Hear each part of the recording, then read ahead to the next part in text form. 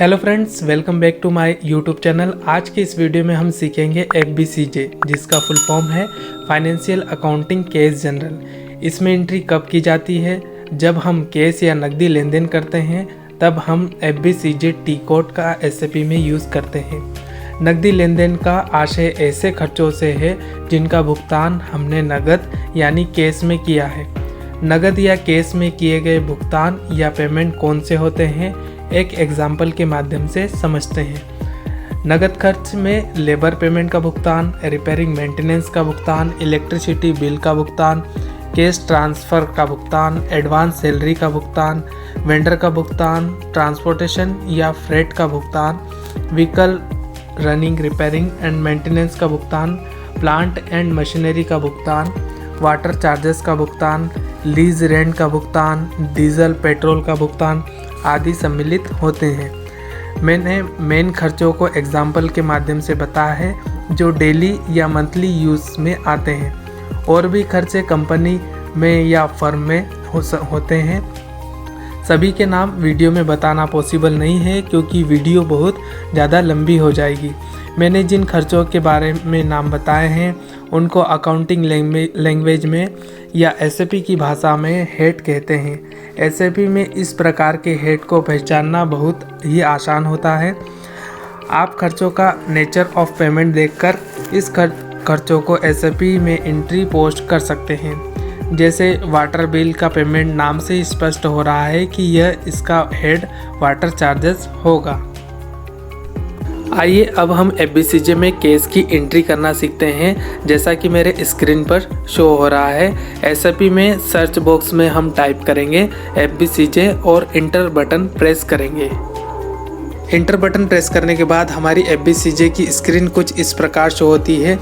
Entry start करने से पहले हमारे सामने स्क्रीन पर जो ऑप्शन शो हो रहे हैं उन्हें डिस्क्राइब कर देता हूं ताकि एंट्री करते समय हमें कोई भी प्रॉब्लम न आए। हमारे सामने पहला ऑप्शन आता है सेव का।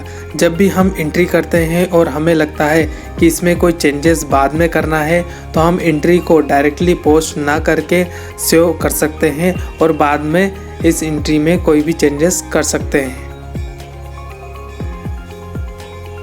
नेक्स्ट ऑप्शन आता है पोस्ट का। यदि हमें एंट्री के बाद कोई भी चेंजेस नहीं करना है तो हम एंट्री को डायरेक्टली पोस्ट कर देंगे। पोस्ट करने के बाद हमारी एंट्री के सामने ग्रीन कलर का सिंबल आ जाता है जो स्क्रीन पर इस टाइप से शो हो रहा है, जो यह दर्शाता है कि हमारी एंट्री सफलतापूर्वक पोस्ट हो गई है।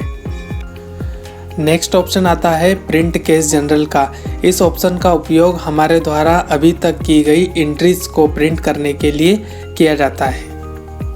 नेक्स्ट ऑप्शन आता है हमारा एडिट ऑप्शन का। तो एडिटिंग ऑप्शन में हमारे द्वारा की गई सेव एंट्री में किसी भी प्रकार के चेंजेस के लिए एडिटिंग ऑप्शन का यूज़ किया जाता है।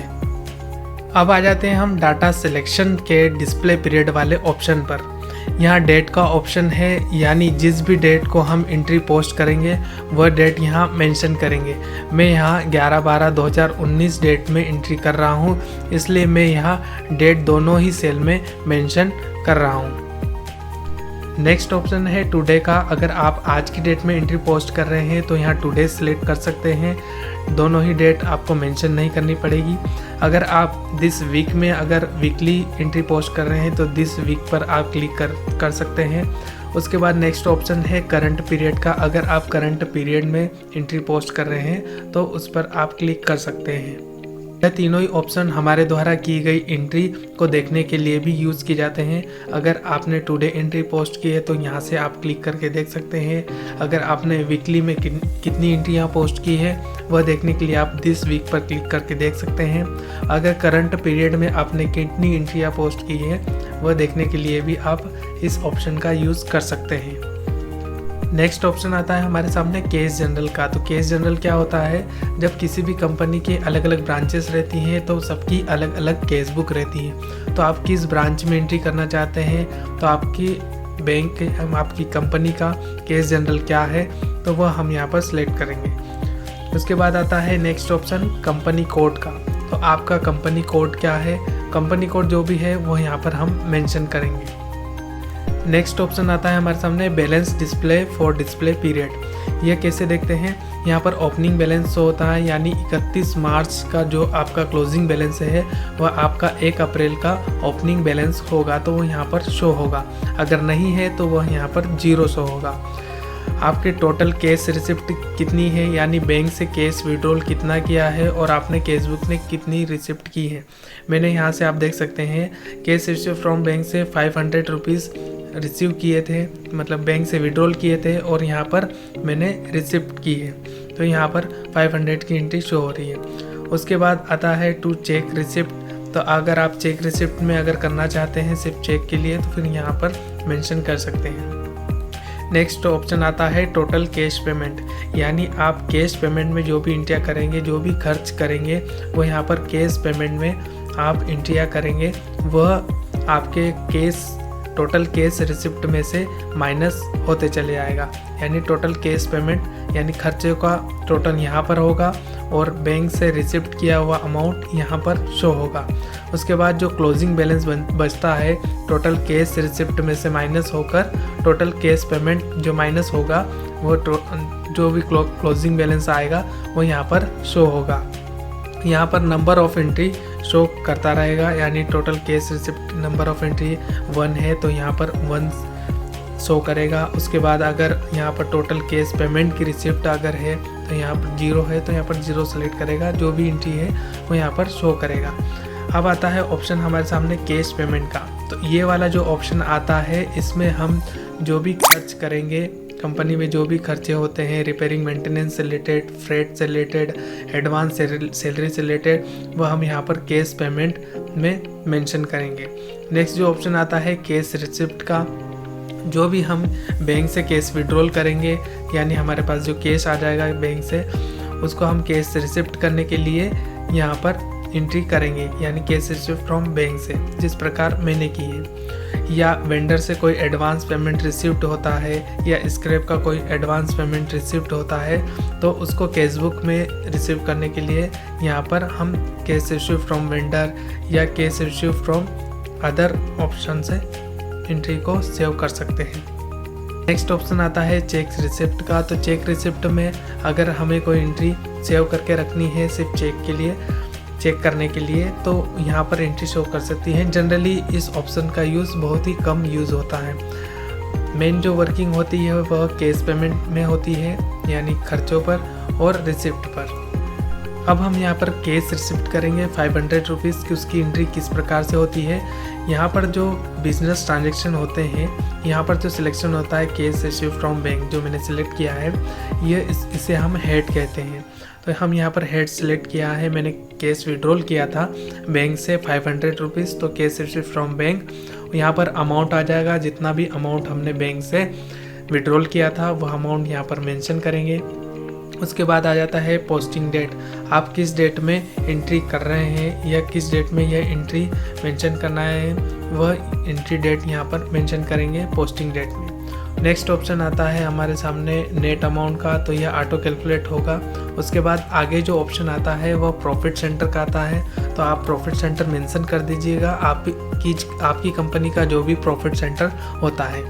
नेक्स्ट ऑप्शन आता है हमारे सामने रेफरेंस का, तो रेफरेंस में आप चेक नंबर मेंशन कर सकते हैं, टेक्स्ट में भी आप चेक नंबर और चेक की डेट मेंशन कर सकते हैं। उसके बाद हम एंट्री को यहाँ से सेव कर देंगे। अगर हमें कोई भी चेंजेस करना है तो सेव करेंगे, अगर कोई भी चेंजेस हमें एंट्री में नहीं करना है बाद में तो हम डायरेक्टली यहाँ पर पोस्ट कर देंगे। पोस्ट करने के बाद यहाँ पर हमारे सामने ग्रीन वाला ऑप्शन आ जाता है, यानी हमारी एंट्री सक्सेसफुली पोस्ट हो चुकी है। अगर यहाँ पर येलो वाला ऑप्शन आता तो हमारी एंट्री सेव होती, अगर यहाँ पर रेड वाला ऑप्शन आता तो हमारी एंट्री में कोई भी एरर है इसलिए यहाँ पर रेड मार्क दे देता है। तो हमें जो भी एरर आता है उसे देखकर एंट्री को पोस्ट करना है। हमारे द्वारा जो कैश रिसीव बैंक द्वारा किया गया है उसके डॉक्यूमेंट नंबर देखने के लिए हम यहाँ पर एंट्री पर डबल क्लिक करेंगे, जैसा कि मैंने स्क्रीन में मेंशन किया है।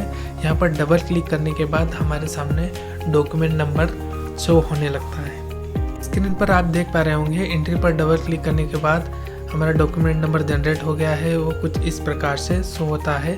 अकाउंटिंग डॉक्यूमेंट में जो नंबर शो हो रहा है वह हमारा एंट्री का डॉक्यूमेंट नंबर है।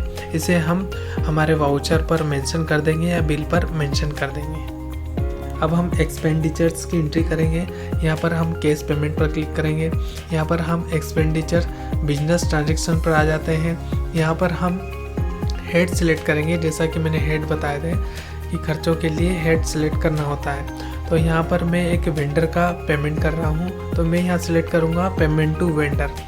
यहाँ पर अमाउंट 500 रुपीज़ का पेमेंट कर रहा हूँ, इसलिए यहाँ पर 500 रुपीज़ मेंशन करूँगा। उसके बाद GL ऑटो सिलेक्टेड रहता है।